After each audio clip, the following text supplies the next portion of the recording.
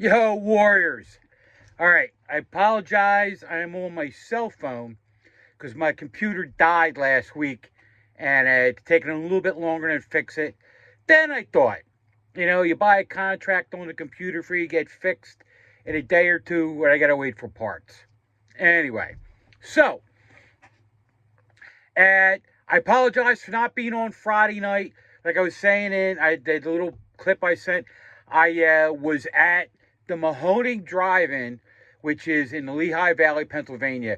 It's a great drive-in. If you ever want to take a road trip, go to a drive-in. And actually, in the Lehigh Valley, there's four excellent drive-ins: Shankweiler's, Becky's, Mahoning, and I can't think of the other one off the top of my head.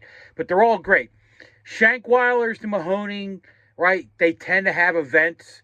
Becky's has two screens, and they're pretty much like movies. And they actually get movies that come out that week. Then they'll throw like a movie that came out a month ago on with it, or they'll do a double feature. Like imagine when Nostradamus comes out at the end of the year, right? In the spring, they'll probably have that Nostradamus and Voyage of the Detmer. But anyway, I digress. So, but Friday night, right? The Mahoning, and it was a Mystery Science Theater double feature. Well, actually, had three movies, and it was on Friday and Saturday night. Joe Hodgson was there from Mystery Science Theater. He's a great guy. He's the most normal, laid-back guy you'd ever want to meet. And, he was getting autographs, getting pictures and stuff. And when I went up like last because I wanted to, talk to him. And I had said to him, I said, "Hey, how you doing? Blah blah blah blah." And he goes, "Hey, aren't you that guy that has his own show now?" I'm like, "Yeah, I remember." And he's like, "Yeah, you said you were a writer." And then we talked about that, and he'd give me great advice for being a writer. He told me, I said, "It's hard to be funny." He goes, "It's easy to write. It's hard to be funny." And he agreed with me. I agreed with him. And it's the truth. Because when we write, so how our process works when we're doing our show, right? John Rio's the boss. He'll send us our films, and we usually get them around the same time you guys do when he puts an ad out there, just so we know what's coming up. We know we have about 15 films coming up. Just don't know when they're going to put them. So he usually puts out like a month ahead of time. So he put out, recently the movies for November and December, which I'm really excited about. And he's picked up a couple good ones. We'll talk about that later, right? But, so our process goes that we'll get the movies, right? The doc and I'll watch them. I'll write up a script, like a basic script. I'll have who's in it, and I throw a little bit of jokes in there. If we have a letter, throw that in there, right? John, he watches the movies, and then he comes out with a bunch of skits and jokes. Then we meet and we film and we have a blast. I have so much fun. I'm telling you, the guy is the soul of the earth. He's funny. And on Friday, right, he was actually on Against Himself. Now remember, he's on the Monster Channel, right? He has a weekly show called Dr. Dread Reviews, and he reviews old movies, current movies, he's all over the place, but he always has some good movies that he goes over. And then he had one movie, it was Swamp Theater. It was a 2-hour hosted movie, and he's done them before. And, I haven't had a chance to watch it because I was away, and I didn't want to watch, I would have watched me just because, But I'm going to watch him probably tomorrow just to check it out, you know what I mean? And I'm telling you, he always has me laughing. So if you go out to his YouTube channel, you can watch that episode. He has it out there on his channel. Now, back to the movie, Beware the Blob. All right. So, and when we're filming it, right, I had a ton of ideas, right? I actually live in the town where the diner is, Downtown Diner, and I am not, even though I said it in the show, I am not a member of Alert. My son is a member of Alert. And so I got the hat. But the Alert Fire Company was the fire company. And if you remember seeing the fire truck come in, right, that was their truck. And that was, granted, I mean, it was a 40s truck. The movie was made in the 50s. It's a classic truck. They still have it. They pull it out for parades. I think they brought it up to Blobfest in Phoenixville. And Downingtown tried to do like a Blob weekend, and it just didn't work because Phoenixville has it. But Phoenixville's first Blobfest in '99 was meh. It was kind of like neat, but it wasn't like it is now, 25 years. So, we watched the movie, right, and we're going back and forth. We text each other just about every day, right, going back and forth, talking about the movie, and, I told him what I was going to do, right, and actually, that I am a fire police with the fire company in my town, which is the town right next to Downingtown. And that was my getup. That's what I wear when I'm a fire cop. Basically, a fire cop works in traffic management and crowd control, right? Now, where I live, it's all horse. It's nothing like Darby where I grew up, right? Because when I grew up in Darby, only time I saw a horse is when a cop was riding it, and he was doing crowd control. Now I'm the horse doing crowd control. But where I live, there's cattle farms, dairy farms, and there's horse farms. There's actually an alpaca farm, right? We have 2 different orchards. It's great, But anyway, right? So I'm a fire cop. And that was the getup I wear, Basically, I got my radio, I got my vest, I got my goofy hat, right? And I enjoy it, right? Everybody has to give back to the community. Well, so that's why I wore that stuff. And when we sat down, right, it was just 80% of that was ad-libbing. And we had such a good time. I mean, we basically had the outline, knowing what we want to do, and he just filled it in. And normally when we do our skits, we probably get about 20 minutes, right? We went over half an hour just doing our skits. We were doing it for over an hour. That just goes to show how much that we cut, But anyway, right? So, I mean, that filming was a lot of fun. Watching it was torture, right? Because I was going in watching it, and I've seen it before. But then, when you go to movie theater, you're talking with friends. Again, So, like, I sat and, paid attention, analyzed it, right? And if it was meant to be a parody, it would have been friggin' insanely funny, right? But it wasn't. And he took it serious. I think he got halfway through and just started throwing shit out there, right? Like the beginning, the guy fishing and the guy camping in his living room. Like when you go camping, you want to get out of the house into the great outdoors, right? Yeah, it was stupid, all right? But that being said, right, if you take it like it's a parody, like I had said, like Attack of the Killer Tomatoes, Poultrygeist, Rubber, right? That's funny. So that's the way I took it after I watched it a second time, right? So I actually watched the movie twice. I wasted 3 hours out of my life watching that movie twice. And I had a better attitude about it, all right? But, like I said, the doc and I had a blast. I'm blessed to have a veteran of his ilk, right, helping me out on the show, right? And, actually, he got the call first, actually, for the show, right? And he graciously welcomed me in. But he's a hell of a guy anyway. And if you ever meet Bucky, right, see Bucky in some of his skits, that's great. That's his wife, and his wife is a treasure. God bless her, right? But one of the parts I liked, and you saw it in my previews, right, was when the Mad Turk with the fez is sitting in the bathtub, right? And then next thing you know, he's running out naked in the street, right?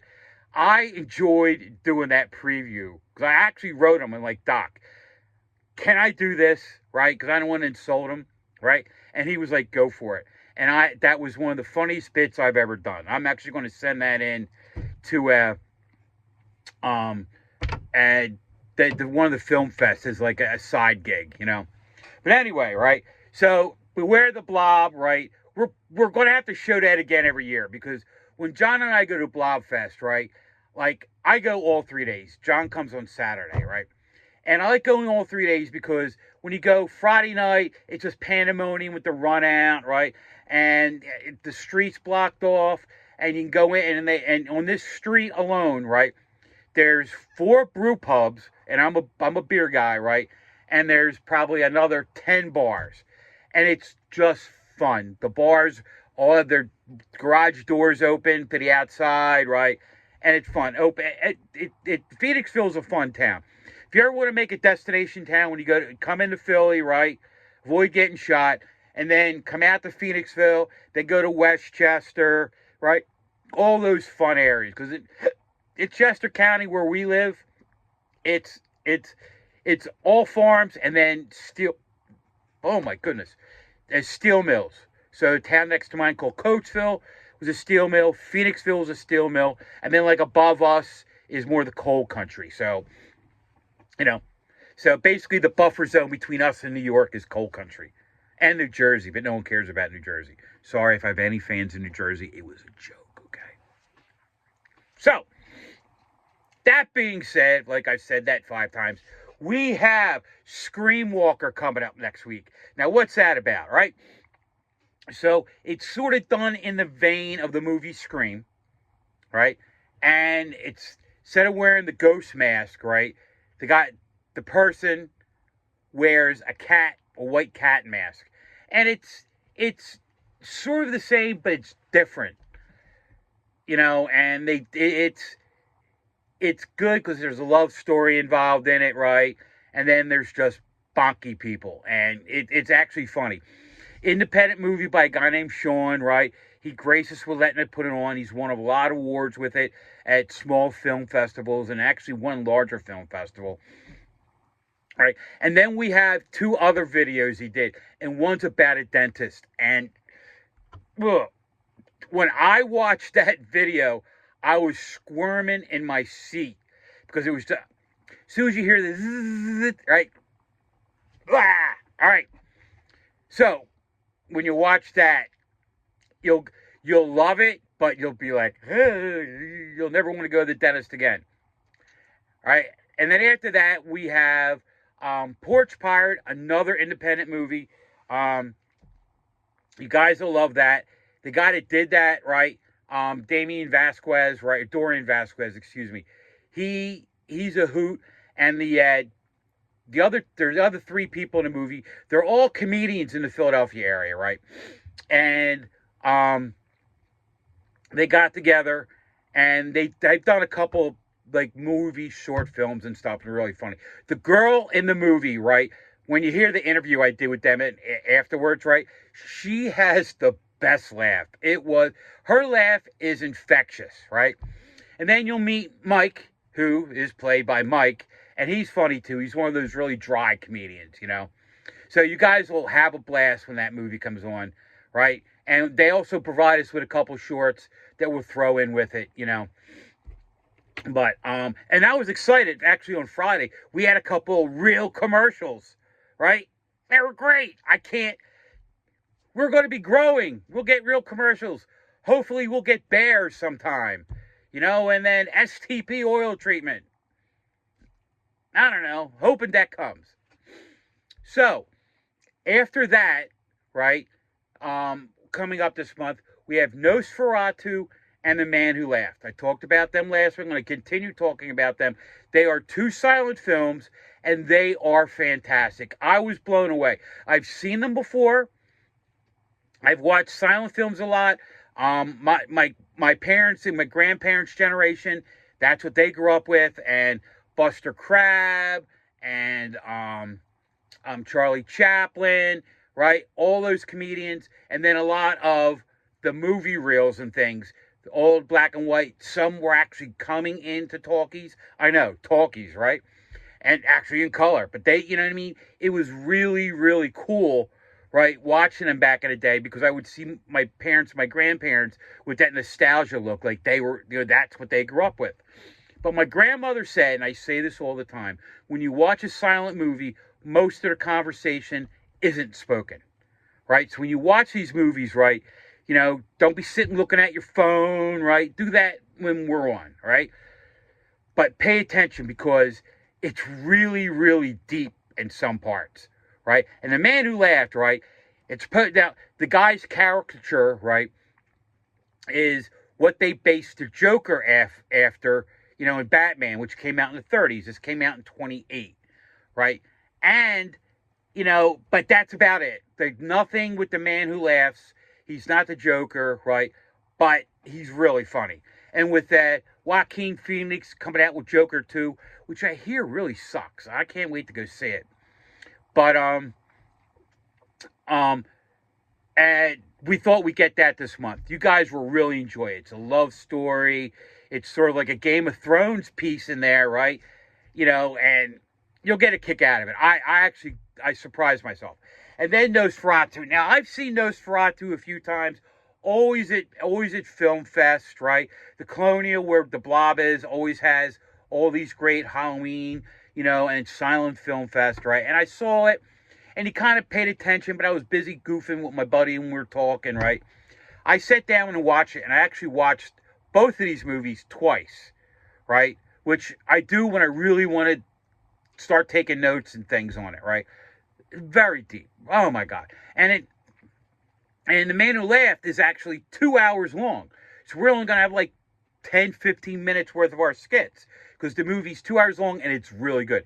And then, like, again, Nosferatu, right?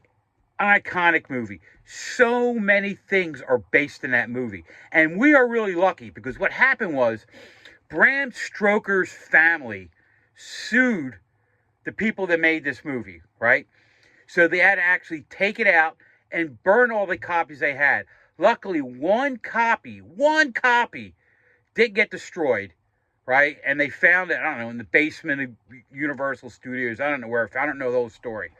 But they took it and they restored it, added new music to it. And when you're listening to it, the music really goes with it, drives that movie. And that's a lost art, okay? Because, when you think of music in a movie, right, it's sort of the background stuff, and, you know what I mean? You kind of like don't hear it, but you hear it, you know what I mean? But it's in the background. Well, in these movies, the music drove what was happening, right? It drove the mood of the movie, and it's fantastic, right?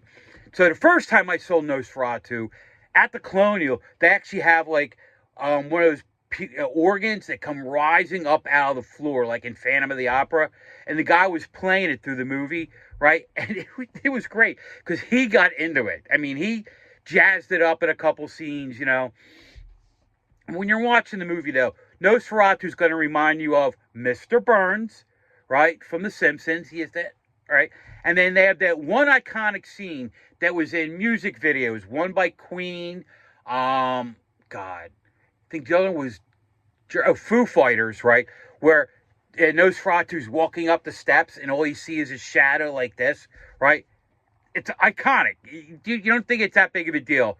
But if you grew up, right, with those music videos and stuff, it's kind of part of the culture, So that being said, I can't wait for that to come on. And then in November, we got a bunch of really good movies, and we have our Shorty Fest.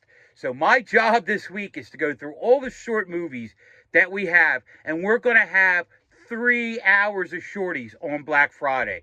So after you get done shopping, you come home, you have your gobbler sandwich. What's a gobbler sandwich? It's the leftover roll from Thanksgiving, right? Then you put some turkey on it, then some cheese, then some gravy, then stuffing, and on top of that, you put some cranberry sauce, you squish it down. That's the gobbler, right? And don't you eat it. I know you do. We all do, right? So you'll have a blast with that. That's going to be fun, right? The Shorty Fest, I can't wait. And in December, we have a couple Christmas movies, right? In November, we actually have Shopping Mall, right? Perfect for Black Friday, shopping. And, oh, God, I forget the other one. I think it's like Killer in the Mall or something, right? Oh, Phantom of the Mall, which I have not seen. I'm going to be watching that in the next week, just so I get all my stuff. So, I gabbed at you for 20 minutes now, all right? Do me a favor, Cemetery Cinema this Friday, an independent movie. I believe the guy's last name is O'Glock, Sean O'Glock. I'll put it out there, right? You guys will have a blast. I can't wait till you guys watch it. And I'm excited, right? These independent movies we're trying to showcase these directors, right? And hoping they make it big sometime, because then they'll go, oh yeah. Then they'll give us their great movies without charging us a fee. But it's expensive out there. That's why we got independent movies and public domain. All right? So, it's the Mad Darbarian. I've rambled on for 20 minutes. Love you guys, right? Keep watching. And this is Mad Darbarian for Cemetery Cinema, WONTV, and I'm out of here. See ya. Have a great rest of your Sunday night. And by the way, Phillies beat the Mets. Take that, New York. See ya. Sorry, John.